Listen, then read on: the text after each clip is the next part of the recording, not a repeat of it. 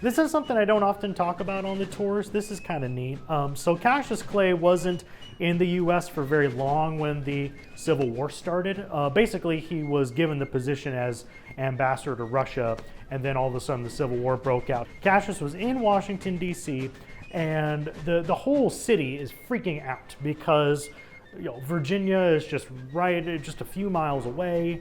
And Abraham Lincoln, of course, is afraid of invasion, but he's also afraid of an insurrection because there's a lot of Confederate sympathy going on in the actual capital itself.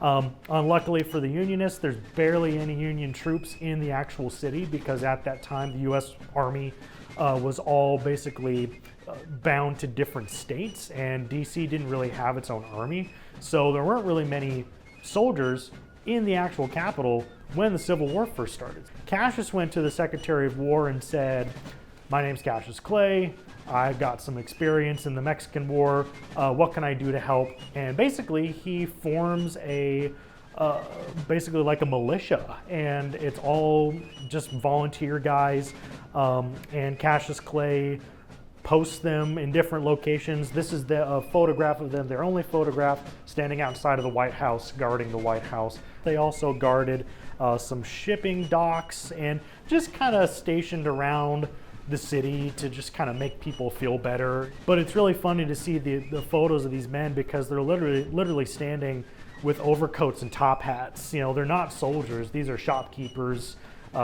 maybe even some, not necessarily government officials, but scribes and other guys like that. They just got handed a musket and said, "Go make sure nobody tries to take over the government." So that's what they did.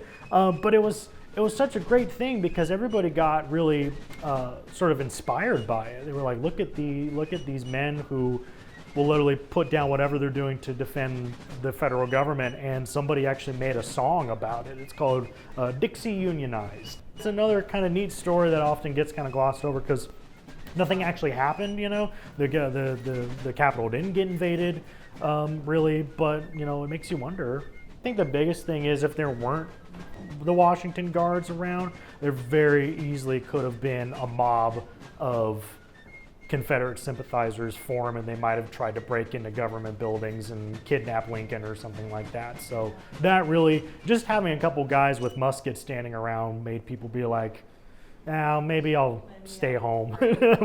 I won't try anything crazy. Yeah.